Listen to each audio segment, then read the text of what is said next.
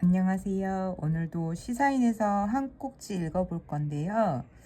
셰프 박찬일 선생님이 쓰신 글이네요. 네. 5월의 르포르타주와 태백의 앰뷸런스 함께 읽어보겠습니다. 안 읽어도 읽은 것처럼 착각하는 고전 중에는 1984나 동물농장이 있지 싶다. 줄거리는 아는 듯한데 막상 읽었느냐고 묻는다면 얼버무리게 되는 오웰의 위건부드로 가는 길은 그런 사람들이 먼저 읽으면 좋다. 술술 읽히고 오웰이 어떤 사람인지 깊고 빠르게 찔러오기 때문이다. 소설이란 진실과 창작 사이를 이리저리 애둘러가는 법이라 작가의 의도를 눈치채려면 에너지가 필요하다. 위건부드로 가는 길은 그런 게 없다.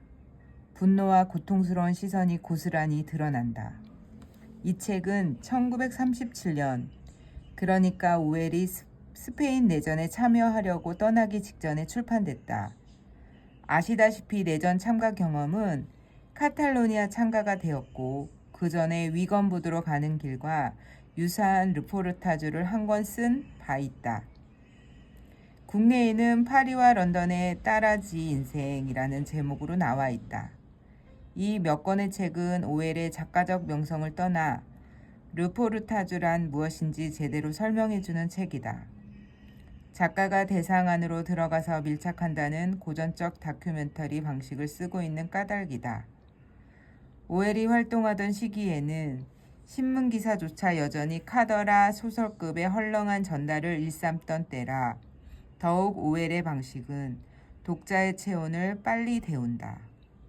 그는 종종 어린애처럼 투덜거리고 격분하지만 이내 침착함을 되찾아 대상을 정확하게 묘사해서 전달한다. 그는 이렇게도 쓴다. 이런 식의 노동을 내가 했더라면 몇 주 만에 죽어버렸을 것이다.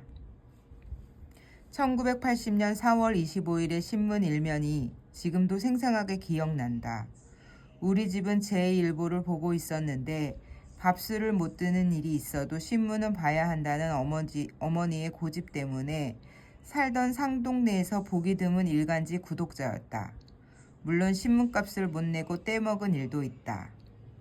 그날의 신문을 잊지 못하는 건 일면에 아주 큰 제목과 함께 매맞는 여자의 사진이 실렸기 때문이었다. 몸에 줄이 감겨 포박되고 머리가 헝클어진 중년 여자가 구타당해서 고통스러운 표정을 짓고 있었다. 기사에서 린치라는 말을 썼던 걸 생생히 기억한다. 내가 집단 폭력을 의미하는 린치란 말을 그 기사로 배웠기 때문이다. 사부급이라는 탄광지역에서 강부들이 난동을 피웠다. 폭도가 된 그들은 사용자들을 구타했고 폭행당한 이들 중엔 노동조합장의 부인도 있다. 바로 이 사진 속 인물이다. 이런 기사였다. 사북 사태 당시 린치당했다는 여인의 사진 이미지는 내 머릿속에서 뜻밖에도 한 앰뷸런스 이미지로 넘어간다. 내 기억으로는 고등학교 때 처음 본 실천 문학인 듯하다. 골 깊은 어두운 산길을 노란 불빛 밝히며 질주하는 앰뷸런스 한 대를 그린 작품이었다. 황재영이라는 작가, 그는 태백에서 강부 생활도 하고 거기서 얻은 경험으로 현지에서 그림을 그리고 있었다. 앰뷸런스도 그중 한 작품이다. 이 그림이 압권인 것은 앰뷸런스가 질주하는 좁은 길을 포위하는 강원도 깊은 산이 벌벌 떨고 있는 묘사 때문이다. 우리는 그때 연탄을 떼고 살았다. 연탄은 연료를 넘어 생활이었다. 툭하면 신문에 강부 몇 명 매몰 사망이라는 뉴스가 나오던 때라 그들이 얼마나 모진 작업 환경에서 일하는지 도시의 아이들도 알았다. 그때를 살던 많은 이들이 이 그림 한 장으로 연탄에서 강부로 생각이 넘어갔으리라. 열량에서 사람으로. 평생 그림을 보고 놀란 적이 2번 있다. 로마에서 본 카라바조의 그림, 그리고 현재는 국립현대미술관이 소장하고 있는 황재영의 앰뷸런스, 유홍준의 책에는 이 그림 이야기가 나온다. 그가 태백에 답사 갔다가 저 앰뷸런스 그림을 사게 된다. 그의 아내가 선택했는데 그림의 느낌이 너무 어두워 그의 마음에는 들지 않았다. 그러다가 태백에서 지물포를 운영하는 마을 아저씨와 대화하게 된다. 당신은 서울 사람이지. 당신은 몰라. 저녁나절에 앰뷸런스가 울리면 세상이 이렇게 보인다고. 나는 광부 생활 20년 하고 이 가게빵 하며 사는데 지금도 이런 때면 소름이 돋아요. 제일 싫다고. 이 일화를 전하면서 유홍준은 스스로가 부끄러움을 느꼈다고 했다. 자신의 미학적 척도로 황제영의 작품을 평가했던 것을 말이다. 아마도 위건부드로 가는 길을 읽은 당시 영국 독자들의 반응도 비슷했을 것이다. 도저히 사람이 살만한 곳이라고 할 수 없는 열악한 탄광지대, 그리고 인간이 하는 노동으로 믿어지지 않는 탄광 일의 묘사는 당대 영국 사회에 큰 충격을 던졌다. 막장이란 실제로 탄 캐는 현장이다.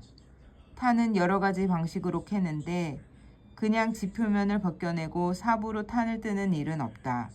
탄은 탄맥을 따라 땅 밑으로 이어지는데 몇 킬로미터까지 수직과 수평 또는 기울어진 갱도로 이어진 끝에서 캔다. 이는 오웰의 영국이나 한국이나 비슷한 것 같다. 두 곳 다 막장이 있다. 오웰은 아주 키가 컸다. 그는 막장까지 도달하는데 아주 애를 먹는다. 허리를 구부리고 몸을 낮춘 자세로 몇 킬로미터를 가야 막장에 이를 수 있다. 세세히 그 묘사를 옮겨 적는 것도 고통스럽다. 그는 예전에는 임산부들도 이 통로를 따라 이동해서 탄을 캤다라고 쓴다. 아동노동도 당연한 일이었다. 갱도가 좁아서 키 작은 사람이 환영받았다. 아동들을 갱도에 쳐넣었다. 거의 벌거벗은 채로. 온몸이 시커매진 사람들이 무릎을 꿇고 고개를 숙인 채 놀랍도록 빠르게 삽을 휘둘러 석탄을 뜬다. 휴식 시간이란 게 없으니 그들은 이론상으론 전혀 쉬지 않고 7시간 반을 일한다. 단 실제로는 가져온 도시락을 먹느라 교대하는 동안 15분쯤 시간을 주기는 한다. 도시락은 대개 비계 바른 빵 한 덩이와 차가운 차 한 병이 전부다. 오웰은 강부들의 수입도 아주 세세하게 조사해서 싣고 있다. 그는 한 강부가 매주 4실링 3페니를 공제하고 임금을 받는다는 대목에서도 각 항목을 상세히 적어 놓았다. 보험, 실업과 건강 1실링 5페니, 노조회비 6페니.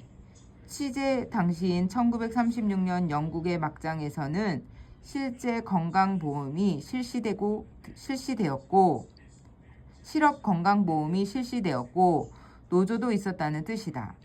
그 실제 구성이야 어떻든 이게 왜 부러운지.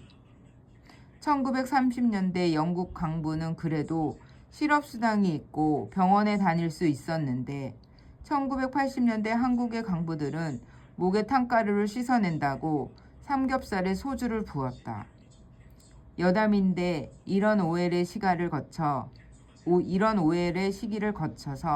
영국은 1970에서 80년대 탄광지역 몰락을 겪는다.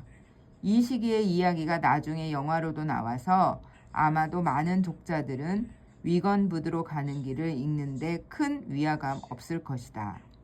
너무나도 유명한 영화 빌리 엘리어트, 풀몬티, 브레스드 오프 그리고 나이 올드 오크의 켄로치 감동을 기억한다면. 박찬일 셰프께서 위건부드로 가는 길을 자신의 느낌과 삶을 통해 글을 써주셨는데 참 글을 잘 쓰셨네요. 자, 오늘도 용기 내서 함께 읽어봤는데요. 예, 감사합니다.